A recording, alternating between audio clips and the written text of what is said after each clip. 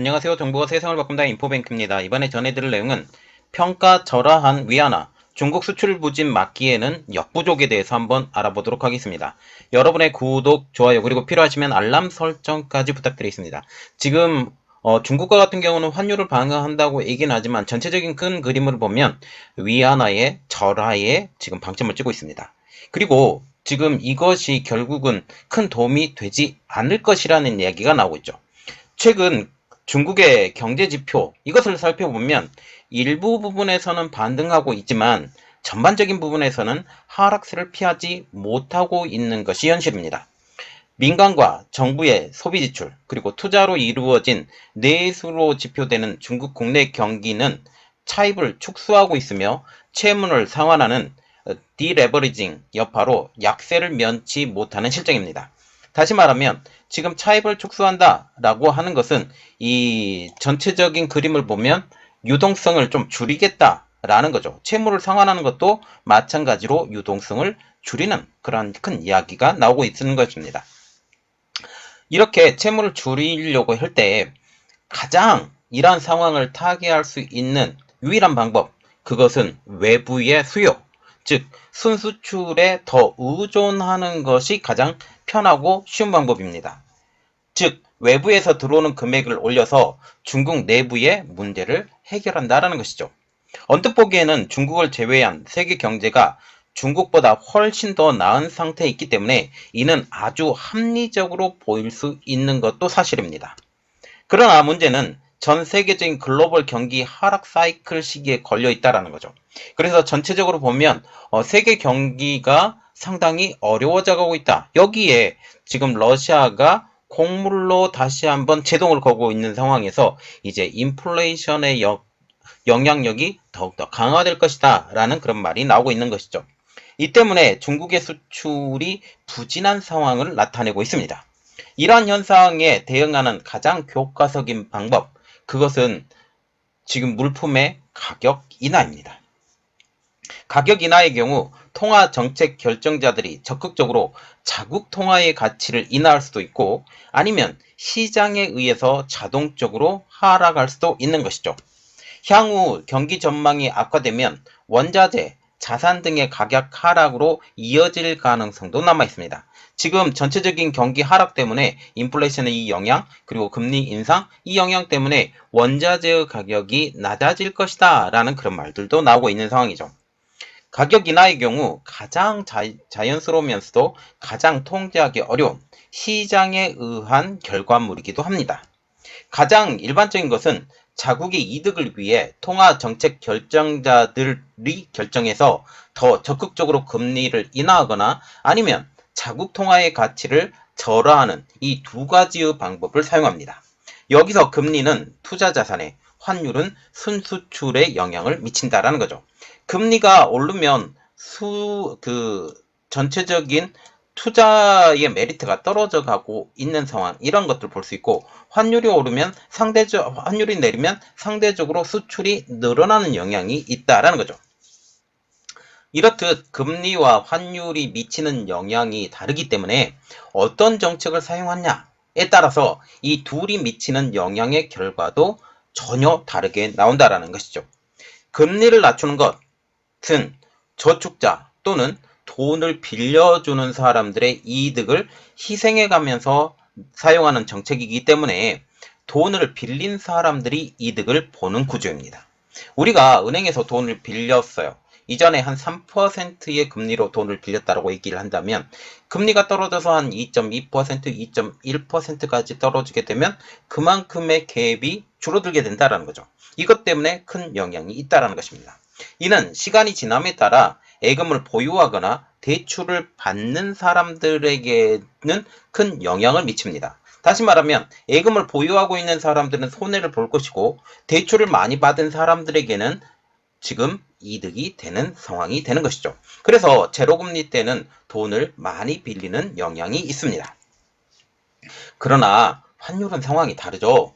환율 하락의 경우 시간에 따라 영향을 미치는 것이 아니라 공간적으로 글로벌 경제를 넘어서 영향을 미칩니다. 자, 우리나라에서 이렇게 환율을 내린다. 환율을 내리고 그 강달러를 계속 유지하게 만든다. 라고 하는 것은 우리나라 물품 자체가 해외에 수출하는 그 기업 대금 자체가 더 이득을 볼 수 있다라는 거죠. 이러한 것들을 우리가 고려를 해야 된다라는 사실이죠. 특히 자국에 있는 사람들은 환율 하락에 따른 가격 경쟁력 강화, 이 때문에 수출에서는 이득을 얻을 수는 있지만 수입에서는 외화 가치의 상승으로 불이익을 얻게 됩니다. 반면에 외국인들은 같은 물품을 더 저렴하게 살 수 있기 때문에 이득을 얻게 되는 것이죠. 중국의 경우 금리 인하를 통한 경기 부양은 비효율적이라는 분석이 나왔습니다. 장기화된 주택 부채 위기, 이것 때문에 부채 문제 해결을 위한 금리 인하는 일반적인 금리 인하의 효과가 있던 기간보다 더 오래 걸릴 것이기 때문이죠. 그렇기 때문에 금리를 이용해 경제를 부양하는 것은 비효율적이라는 분석이 나온 것입니다. 그 대표적인 예가 버블 경제 붕괴를 겪은 1990년대의 일본, 그리고 서프라임 모기지 금융위기를 겪은 2007년의 미국의 사례입니다. 당시 양적 완화와 함께 실시한 제로금리를 시행을 했는데 실질적인 도움이 되지 못했다라는 분석이 나오고 있습니다. 이 때문에 중국이 취할 방법은 수출 경쟁력 확대를 통한 국가 경쟁력 제고. 자, 그래서 이번에 이야기가 나오고 있는 것은 평가 절하한 위안화, 중국의 수출 부진 막을 수 없어입니다. 현재 중국의 환율 방어를 나서고 있다고 하지만 자세히 보면 평가 절하가 진행 중이라는 말이 나오고 있습니다. 왜냐하면 전 세계적인 인플레이션 시대에 자신들의 물품을 하나라도 더 많이 팔아야 되기 때문이죠. 이를 위해서 위안화의 통화 가치 절하는 필수적이기 때문입니다. 자국 통화 가치 절하는 중국과 다른 나라 간 경제 성과에서 뚜렷한 대조를 보인 것을 고려하면 더 그럴듯한 해결책으로 보이는 것은 사실입니다. 자, 중국과 같은 경우는 위안화의 평가 절하, 이것은 중국 물품의 평가 절하까지 될 수가 있어요. 수출 대금을 만약 위안화로 결정이 되었다고 한다면 이는 위안화가 가치가 하락한다 라고 하는 것은 결국 수입 물품이 더 저렴한 가격으로 수입할 수 있다라는 그런 말과 똑같기 때문이죠. 이는 너무 교과서적인 결론입니다. 지금 글로벌 공급망은 지나치게 그 시간이 느슨해져 있기 때문에 한 나라가 더 낮은 환율로 가격 경쟁력을 갖춘다 해도 총 상품 가격의 일부만 내려가는 구조입니다. 자, 중국을 일단 예를 조금만 들어볼게요. 중국에서 물건이 만들어진다 할지라도 중국은 조립공장일 가능성이 높습니다. 조립공장이라는 것은 원자재 그리고 기초물품들을 외국에서 수입해 와서 조립하는 구조가 되는 거죠. 그러면 외국에서 물품이 높아져 있는 수입 물품, 이것을 가져다가 지금 물건을 만들기 때문에 실질적인 이득은 그렇게 크지 않다라는 말까지 나오게 된다라는 거죠. 또한 만약 원자재, 반제조 제품 100달러어치를 수입해 10달러의 부가가치를 창출한 후 110달러에 수출하는 것과 같이 원자재를 해외에 많이 의존하게 된다면 환율 변동은 100달러 전체가 아니라 부가가치인 10달러만큼의 영향을 미치게 된다는 점이죠. 이미 지금 100달러는 수입 물품에 대해서 영향력을 이미 받았기 때문입니다. 다시 말해 자국 통화 평가 절하, 이것으로는 중국 수출을 개선하는 방법, 그것은 그다지 효과적이지 않을 수 있다는 점이죠. 중국 위안화의 환율과 수출을 비교한 그래프를 한번 보도록 하겠습니다. 그래프에서는 세계 수출에서 중국이 차지하는 비율, 그리고 중국 위안화의 실질 실효 환율과 함께 움직이는 모습을 보여줍니다. 자, 이게 중국 위안화 환율과 수출이라는 건데요. 자, 지금 파란색 그림은 뭐냐면 중국의 실질 실효 환율입니다. 그리고 빨간색 환율은 세계 수출액에서 중국이 차지하는 비율, 이렇게 보인다라는 거죠. 그러면 실질 실효 환율과 지금 중국이 차지하는 비율이 거의 같게 움직이는 것을 우리가 알 수가 있습니다. 이는 실질적으로 환율이 떨어진다 할지라도 위안화의 환율이 떨어진다 할지라도 중국이 가져갈 수 있는 이득의 몫이 그렇게 크지 않다라는 것을 알 수가 있게 되는 거죠. 이는 위안화의 가치가 절하됐다고 할지라도 수출이 늘어나지는 그렇게 않는다라는 것을 의미합니다. 이미 가격이 많이 반영이 되어 있기 때문에 실질적으로 그들의 이득을 가져갈 수 있고 가격을 반영할 수 있는 부분은 극히 제한적이라는 사실이죠. 그래프를 자세히 보면 수출이 호황일 때 자본 유입이 증가하고 이로 인해 오히려 위안화의 가치가 오르는 반대 현상이 일어나고 있습니다.